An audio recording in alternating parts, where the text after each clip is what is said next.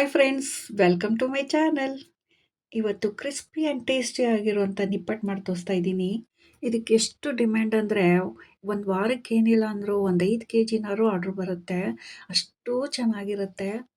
ನೀವೇನಾದರೂ ನಿಮ್ಮ ಮನೇಲಿ ಏನಾದ್ರು ಮಾಡಿದ್ರೆ ನಿಮ್ಮ ಮಕ್ಕಳೇ ಹೇಳ್ತಾರೆ, ಅಮ್ಮ ನೆಕ್ಸ್ಟ್ ಟೈಮಿಂದ ನಿಪ್ಪಟ್ಟು ಆಚೆಯಿಂದ ತರಬೇಡ, ನೀನೇ ಮನೇಲಿ ಮಾಡು ಚೆನ್ನಾಗಿತ್ತು ಅಂತ ಹೇಳ್ತಾರೆ. ಬನ್ನಿ ಇದಕ್ಕೆ ಏನೇನು ಇಂಗ್ರೀಡಿಯೆಂಟ್ಸ್ ಬೇಕು ಅಂತ ನೋಡೋಣ. ನಾನಿಲ್ಲಿ ಚಿಕ್ಕ ಬಟ್ಲಲ್ಲಿ 4 ಬಟ್ಲು ಅಕ್ಕಿ ಹಿಟ್ಟು ತೊಗೊಂಡಿದ್ದೀನಿ. ಅದೇ ಬಟ್ಲಲ್ಲಿ 2 ಬಟ್ಲು ಮೈದಾ ಹಿಟ್ಟು, 1 ಬಟ್ಲು ಕಡಲೆ, ಒಂದು 15 ಹಸಿಮೆಣಸಿನ್ಕಾಯಿ, 1 ಬಟ್ಲು ಕಡಲೆ ಬೀಜ, 1 ಬಟ್ಲು ಕರಿಬೇವು, ಸಿಪ್ಪೆ ಸುಲಿದೆ ಇಲಕ್ಕೆ ಮಾಡ್ಕೊಂಡಿರೋವಂಥ 2 ಬೆಳ್ಳುಳ್ಳಿ, ಒಂದು 2 ಸ್ಪೂನ್ ಎಳ್ಳು, ಹಸಿಮೆಣಸಿನ್ಕಾಯಿ ಪುಡಿ ಸ್ವಲ್ಪ, ಮತ್ತು ರುಚಿಗೆ ತಕ್ಕಷ್ಟು ಉಪ್ಪು.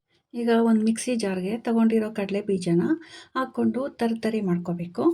ತುಂಬ ನುಣ್ಣಗೆ ಮಾಡ್ಕೋಬೇಡಿ, ಇಲ್ಲ ದಪ್ಪ ದಪ್ಪನೂ ಇರಬಾರ್ದು, ಒತ್ತಿದಾಗ ಅದೆಲ್ಲ ಬಿದ್ದೋಗ್ಬಿಡುತ್ತೆ. ಅದಕ್ಕೋಸ್ಕರ ನೋಡಿ, ಇಷ್ಟು ತರಿ ಇದ್ದರೆ ಸಾಕು. ಅದೇ ಜಾರ್ಗೆ ತಗೊಂಡಿರೋ ಕಡಲೆನೂ ಹಾಗೇ ತರಿ ಮಾಡ್ಕೋಬೇಕು. ಈಗ ಹಸಿಮೆಣಸಿನ್ಕಾಯಿ, ಕರಿಬೇವಿನ ಸೊಪ್ಪು, ಹಾಗೆ ಬೆಳ್ಳುಳ್ಳಿ 3 ಹಾಕ್ಕೊಂಡು ಅದನ್ನು ಅಷ್ಟೇ ತರಿ ಮಾಡ್ಕೋಬೇಕು. ನುಣ್ಣಗೆ ಏನು ಮಾಡ್ಕೊಳ್ಳೋ ಅವಶ್ಯಕತೆ ಇಲ್ಲ. ನೋಡಿ ಈ ಥರ ಮಾಡ್ಕೋಬೇಕಾಗತ್ತೆ. ಈಗ ಒಂದು ಬೇಸನ್ಗೆ ತಗೊಂಡಿರೋವಂಥ ಎಲ್ಲ ಪದಾರ್ಥಗಳನ್ನೂ ಹಾಕ್ಕೋಬೇಕು. ಅಕ್ಕಿ ಹಿಟ್ಟು, ಮೈದಾ, ತರಿ ಮಾಡ್ಕೊಂಡಿರೋ ಕಡಲೆ ಬೀಜ, ಕಡಲೆ, ಕರಿಬೇವು, ಬೆಳ್ಳುಳ್ಳಿ, ತಗೊಂಡಿರೋಂಥ ಎಳ್ಳು 1-2 ಸ್ಪೂನು, ಸ್ವಲ್ಪ ಚಿಲ್ಲಿ ಪೌಡರು, ಹಾಗೆ ಉಪ್ಪು ಹಾಕಿ ಎಲ್ಲ ಮಿಕ್ಸ್ ಮಾಡ್ಕೋಬೇಕು. ಈಗ ಒಂದು 3/4 ಬಟ್ಲಷ್ಟು ಎಣ್ಣೆ ಕಾಯಿಸಿಟ್ಕೊಂಡಿದ್ದೀನಿ. ಅದನ್ನು ಸ್ವಲ್ಪನೇ ಹಾಕ್ಕೊಂಡು ಮಿಕ್ಸ್ ಮಾಡ್ಕೊಂಡು ನೋಡಿಕೊಂಡು ಮಿಕ್ಕಿದ್ದು ಹಾಕ್ಕೋಬೇಕು. ತೋರಿಸ್ತೀನಿ ಬನ್ನಿ ಯಾವ ಥರ ಕನ್ಸಿಸ್ಟೆನ್ಸಿ ಹಾಕ್ಕೋಬೇಕಂತ. ಈಗ ಸ್ವಲ್ಪ ಹಾಕ್ಕೊಟ್ಟಿದ್ದೀನಿ, ಒಂದು ಅರ್ಧ. ಎಲ್ಲ ಮಿಕ್ಸ್ ಮಾಡ್ಕೋಬೇಕಾಗತ್ತೆ. ನಾವು ಒಂದೇ ಸತಿ ಹಾಕೊಂಡ್ಬಿಟ್ರೆ ಎಣ್ಣೆ ಏನಾದ್ರು ಜಾಸ್ತಿ ಆಯಿತು ಅಂದರೆ ತಿರ್ಗಾ ಅದನ್ನು ಆಲ್ಟ್ರ್ ಮಾಡೋದು ತುಂಬ ಕಷ್ಟ ಆಗುತ್ತೆ. ಆಮೇಲೆ ಎಣ್ಣೆ ಜಾಸ್ತಿ ಆದ್ರೂ ನಿಪ್ಪಟ್ಟಿಗೆ ಎಣ್ಣೆ ಜಾಸ್ತಿ ಎಳೆಯುತ್ತೆ. ಇವಾಗ ಅದಕ್ಕೆ ಸ್ವಲ್ಪ ಹಾಕ್ಕೊಂಡು ಮಿಕ್ಸ್ ಮಾಡ್ಕೋಬೇಕು. ನೋಡಿ, ನೆಕ್ಸ್ಟ್ ಇನ್ನೂ ಸ್ವಲ್ಪ ಹಾಕ್ಕೊಂಡಿದ್ದೀನಿ. ಈಗೆಲ್ಲ ಚೆನ್ನಾಗಿ ಮಿಕ್ಸ್ ಮಾಡಿಕೊಂಡು ಒಂದು ಮಿದ್ಕೆ ಕಟ್ಟಿದ್ರೆ ಅದು ಮಿದ್ಕೆ ಥರ ಬರಬೇಕು, ಆಗ ಸರಿ ಇದೆ ಅಂತ. ಈಗ ನಾನು ಗ್ರೈಂಡರ್ಗೆ ಹಾಕ್ಕೊಂಡು ಕಲಿಸ್ಕೊತಾ ಇದ್ದೀನಿ. ಯಾಕೆಂದರೆ ನಾನು ಜಾಸ್ತಿ ಮಾಡೋದ್ರಿಂದ ನಾನು ಗ್ರೈಂಡರ್ನೇ ಯೂಸ್ ಮಾಡ್ತೀನಿ. ಕೈನಲ್ಲಿ ಕಲ್ಸೋದು ಕಷ್ಟ ಆಗುತ್ತೆ. ನೀವು ಸ್ವಲ್ಪ ಮಾಡೋದ್ರಿಂದ ನೀವು ಕೈನಲ್ಲಿ ಕಲಿಸ್ಕೋಬೋದು, ಇಲ್ಲ ನಿಮ್ಮ ಮನೇಲೂ ಗ್ರೈಂಡರ್ ಇದ್ದರೆ ಈ ಥರ ಕಲಿಸ್ಕೋಬೋದು. ಆಟ ನೀಡರ್ ಇದ್ದರೆ ಗ್ರೈಂಡರಲ್ಲಿ ಕಲಿಸಿದ್ರೆ ತುಂಬ ಚೆನ್ನಾಗಿ ಎಲ್ಲ ಮಿಕ್ಸ್ ಆಗುತ್ತೆ. ಒಂದು ಸಾಫ್ಟ್ನೆಸ್ ಬರುತ್ತೆ, ಹಿಟ್ಟು ಚೆನ್ನಾಗಿ ಬರುತ್ತೆ ನಿಪ್ಪಟ್ಟು. ಇದನ್ನು ಸ್ವಲ್ಪನೇ ಕಲಿಸ್ಕೋಬೇಕು, ಬ್ಯಾಚ್ ಬೈ ಬ್ಯಾಚು. ನೋಡಿ ಆಗಿದೆ. ಈಗ ಹಿಟ್ಟನ್ನ ಒಂದು ಸ್ವಲ್ಪನೇ ತೊಗೊಂಡು ಈ ಥರ ಒಸ್ಕೊಂಡು ಉಂಡೆಗಳು ಮಾಡ್ಕೋಬೇಕು. ಕಲಿಸ್ಬೇಕಾದ್ರೆ ನೀರು ಅಷ್ಟೇ ನೋಡಿ ಹಾಕ್ಕೊಳ್ಳಿ. ತುಂಬ ಜಾಸ್ತಿ ಹಾಕ್ಕೊಂಡು ತೆಳ್ಳಗೆ ಹಾಕ್ಬಿಟ್ರೂ ನಿಮಗೆ ಅದು ಪ್ರೆಸ್ ಮಾಡಿದ್ಮೇಲೆ ಅದನ್ನು ಎತ್ಕೊಳ್ಳೋಕ್ಕೂ ಬರೋಲ್ಲ, ಕಟ್ ಆಗಿಬಿಡುತ್ತೆ. ಈಗ ಉಂಡೆ ಮಾಡ್ಕೊಂಡಿದ್ದನ್ನ ನಾನು ಪ್ರೆಸ್ಸಿಂಗ್ ಮಿಷಿನಲ್ಲಿ ಹಾಕ್ಕೊಂಡು ಒಂದೊಂದೇ ಒತ್ಕೋತಾ ಇದ್ದೀನಿ. ಒತ್ತಿದ್ದನ್ನ ನೀವು ಫೋರ್ಕಿಂದ ಇಲ್ಲ ಚಾಕು ಸಹಾಯದಿಂದ ತೂತು ಮಾಡ್ಕೋಬೇಕು.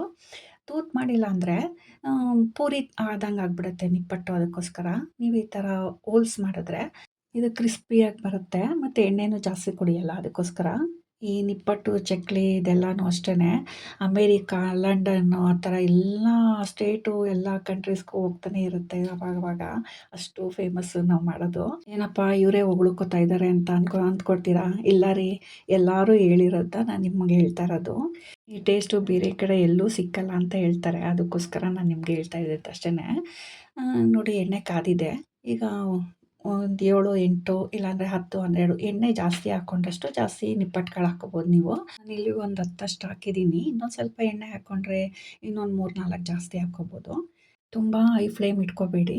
ಒಂದು ಮೀಡಿಯಮ್, ಆ ಎಣ್ಣೆ ಎಷ್ಟು ಹಾಕಿದ್ದೀರಾ ಅದಕ್ಕೆ ತಕ್ಕನಾಗಿ ಉರಿ ಇಟ್ಕೊಂಡು ನೀವು ಬೇಯಿಸ್ಬೇಕಾಗತ್ತೆ.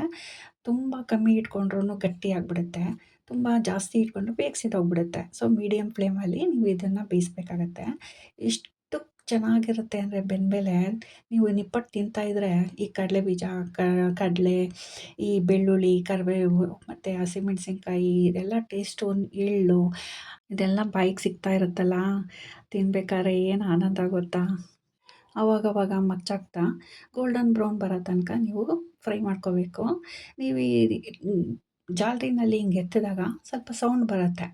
ಆ ಸೌಂಡ್ ಬಂದಾಗ ಇಲ್ಲ ಬೆಂದಮೇಲೆ ತೇಲುತ್ತೆ. ಆ ಥರ ತೇಲಿದಾಗ ನಿಮಗೆ ನಿಪ್ಪಟ್ಟು ರೆಡಿಯಾಗಿದೆ ಅಂತ. ಇವಾಗ ತೆಗಿಬೋದು ನಿಪ್ಪಟ್ಟನ್ನ. ಈಗ ಬಿಸಿ ನಿಪ್ಪಟ್ಟು ರೆಡಿಯಾಗಿದೆ. ನೀವು ಒಂದು ಸತಿ ಟ್ರೈ ಮಾಡಿ ಹೇಗಿತ್ತು ಅಂತ ನನಗೆ ಕಮೆಂಟ್ ಬಾಕ್ಸಲ್ಲಿ ತಪ್ಪದೇ ತಿಳಿಸಿ. ನಾನು ಅದಕ್ಕೋಸ್ಕರ ಕಾಯ್ತಾ ಇರ್ತೀನಿ. ಈ ವಿಡಿಯೋ ನಿಮ್ಗೆ ಇಷ್ಟ ಆದರೆ ಲೈಕ್ ಮಾಡಿ, ಕಮೆಂಟ್ ಮಾಡಿ, ಶೇರ್ ಮಾಡಿ, ಹಾಗೆ ಸಬ್ಸ್ಕ್ರೈಬ್ ಮಾಡಿ. Thank you.